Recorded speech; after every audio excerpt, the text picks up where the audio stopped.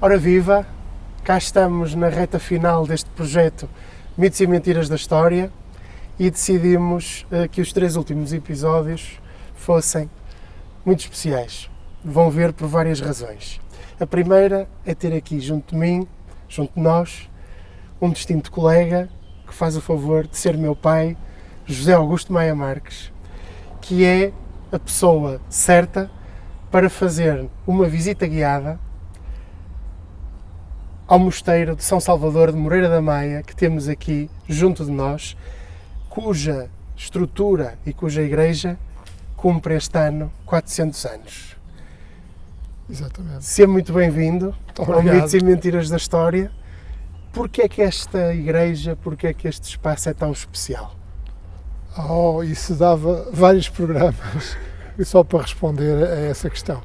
Mas começa por ser especial o culto que aqui se praticava, que era essencialmente o culto à Santa Cruz. Portanto, vamos ver isso depois num outro programa, quando falarmos do interior e quando falarmos dos aspectos artísticos. É muito especial porque todo este entorno é um entorno com centenas de anos de história.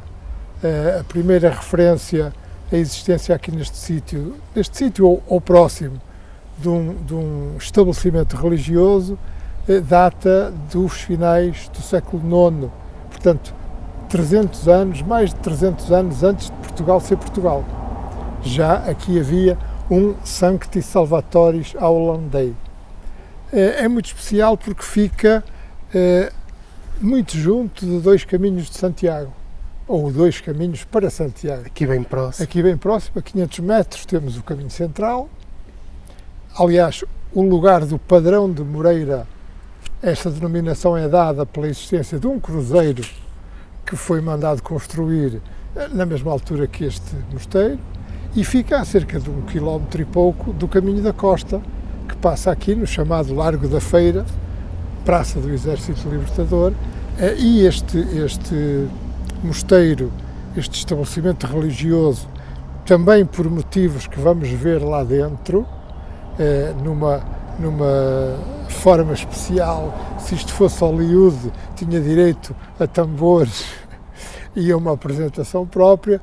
Nós vamos ver, de facto, uma relíquia que, sobretudo no século XVII e XVIII, tinha uma força extraordinária nesta zona e que atraía aqui muitas pessoas, inclusive peregrinos.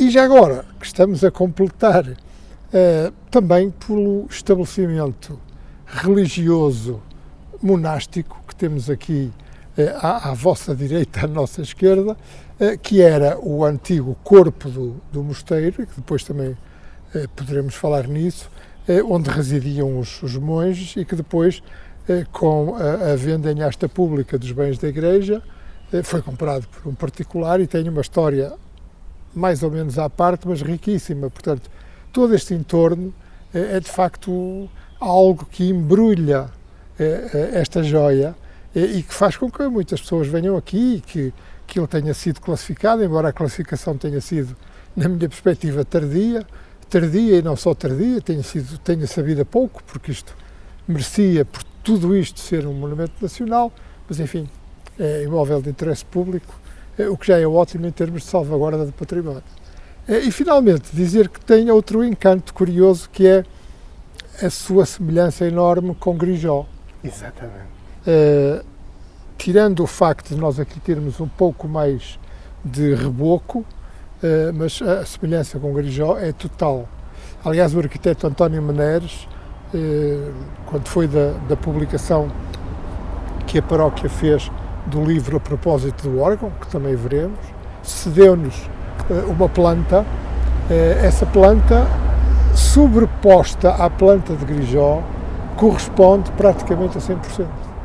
O que significa que, sem dúvida nenhuma, o arquiteto foi o mesmo e o resultado final é ligeiramente diferente, mas de facto trata-se da mesma escola, se calhar dos mesmos pedreiros, dos mesmos mestres pedreiros, em alguns casos dos mesmos imaginários, neste caso que foram daqui para lá, porque aqui é que era a terra dos imaginários, dos santeiros.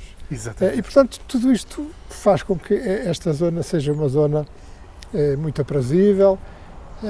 A Câmara Municipal tem previsto um projeto de reabilitação de toda esta zona, que em breve será levado a cabo, que passa pela limitação da circulação aqui, que passa pelo arejamento, pela ventilação do mosteiro, por algumas obras, mas em Portugal, estamos em Portugal, e portanto tudo demora, tudo precisa de dinheiro, tudo precisa de boas vontades. Vamos lá ver. Vamos ver e vamos à procura delas, abrigando-nos um pouco debaixo desta Galileia, Exatamente. descobrindo mais alguns segredos. Galileia, onde nós nos vamos abrigar, se abrigavam os peregrinos de Santiago, porque aqui a Galileia era aberta, aquilo onde é hoje a capela mortuária era uma capela inicialmente dedicada a São Jorge, onde se celebrava missa para os peregrinos, sem necessidade de abrir a igreja. Portanto, havia, além do facto de a própria quinta do mosteiro, ou melhor, o próprio mosteiro que hoje é quinta, ter uma farmácia, uma botica e ter uma hospedaria. Portanto, tudo isso fazia deste local, já desde o século XVII, um local cosmopolita e um local, passe o bacuquismo do slogan, mas um local onde valia a pena viver. Uma centralidade. Uma centralidade, exatamente. Vamos então até à Galileia. Vamos à Galileia. E descobriremos mais alguns segredos e convidar todos a acompanharem-nos. E estamos na Galileia, finalmente, e aqui protegeram-se muitas pessoas ao longo dos séculos. Sim, estamos na Galileia. A Galileia é uma espécie de avançado, digamos assim, em relação ao corpo da igreja, e que era conseguido por estes 3 arcos, neste caso, e criava aqui um espaço mais ou menos seguro, onde se albergavam não só os peregrinos, como outras pessoas. É um espaço aberto à sociedade, digamos assim, e todo este edifício de que a Galileia faz parte tem 400 anos. Portanto, ocorre exatamente este ano, ou já ocorreu este ano, o 4º centenário deste edifício. Só que, como tinha referido há bocadinho, o edifício em si, a instituição religiosa, é muito mais antigo.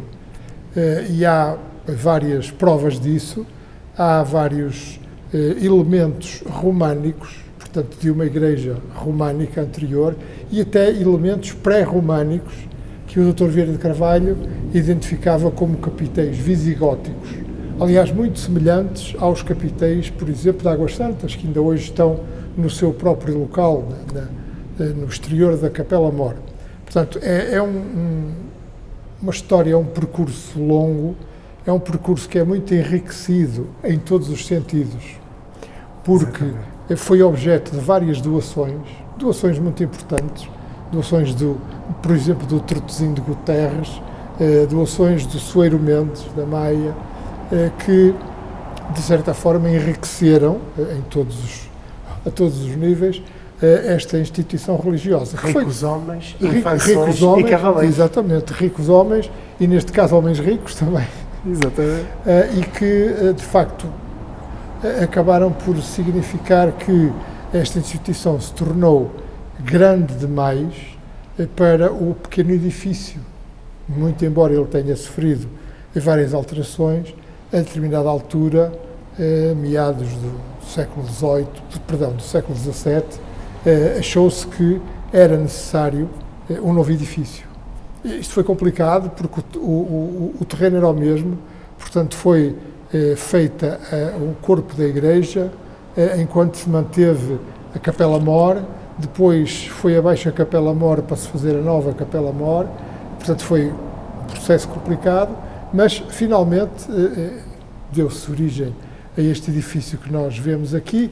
Esta obra já é posterior, como podíamos ver há bocado naquele plano, é uma obra já do século XVIII, e portanto nós temos aqui testemunhos de todas as formas e feitios, como costuma dizer-se, da antiguidade desta instituição religiosa.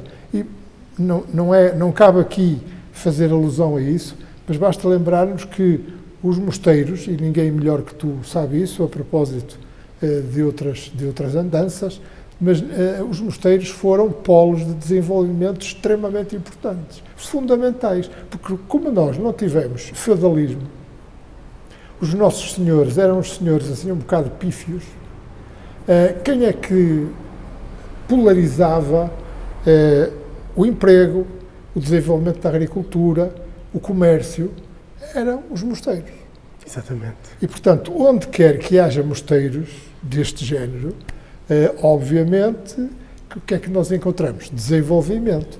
Ainda por cima, os crúzios, que não eram propriamente uma ordem mendicante, era uma ordem, apesar da regra de Santo Agostinho ser uma regra monástica, mas era de facto uma regra muito mais flexível. Cónegos seculares abertos à comunidade. Exatamente, cónegos seculares, portanto, muitos deles sem formação religiosa, aquela que nós estamos habituados hoje a que exista, e, portanto, concentra-se aqui um polo de desenvolvimento enorme. Se nós pensarmos, por exemplo, que quem é que, imaginemos no século XVII, quem é que nessa altura, daqui de Moreira, conseguia levar um cesto de ovos ao Porto para vender? Não conseguia. Quer dizer, ia como com o cesto de ovos à cabeça, quando lá chegasse já tinha pintos. Portanto, quem é que ia vender um saco de batatas? Quem é que ia vender 2 coelhos? Não, o grande mercado era ao Porto, mas o interposto era aqui. Portanto, as pessoas traziam as coisas para o mosteiro e o mosteiro fazia a sua comercialização. Por outro lado, aquela questão que nós todos conhecemos do trabalhar em rede, as ordens monásticas têm essa grande vantagem, de funcionar como uma grande rede de expansão do conhecimento e das técnicas, nomeadamente nas técnicas agrícolas. Portanto, é óbvio que encontrar um estabelecimento monástico deste tipo, e se nós repararmos à nossa volta, a maior parte dos outros estabelecimentos monásticos, a determinada altura, murcharam e passaram a ser pouco mais do que a igreja, meia dúzia de religiosos, e depois acabaram por se extinguir. Aqui não, aqui tudo isto continuou a ser importante, mesmo depois da desamortização dos bens da igreja, mesmo depois da venda em asta pública. Exatamente, e ficamos aqui com imensas pistas para continuarmos nos próximos 2 episódios. Estamos para já deliberadamente nos aperitivos. Exatamente. Mas vamos ter, claro, o prato principal, daqui a muito pouco, e também a sobremesa. Não deixa de ser curioso, e só como remate deste primeiro episódio, que estejamos a comemorar os 400 anos, portanto, 1622-2022, deste edifício ter sido feito ainda no período da administração filipina. Exatamente. Não é? E de termos aqui também traços arquitetónicos de um maneirismo italianizante, também muito próprio dessa época, e que é de certeza um convite para quem nos segue vir aqui presenciar, não é? Sem dúvida, sem dúvida. Espero que o convite seja aceito. Exatamente. E é por isso, amigas e amigos, que vamos ter agora mais 2 episódios, estejam atentos nas próximas semanas, com o prato principal e com a sobremesa, como dissemos, metaforicamente. Obrigado por seguirem o Mitos e Mentiras, e obrigado a ti por te juntares a mim nesta caminhada. Não, obrigado pelo teu convite. E vai ser um gosto continuar contigo nestes próximos 2 episódios. Não percam o próximo episódio, porque nós também não. Obrigado.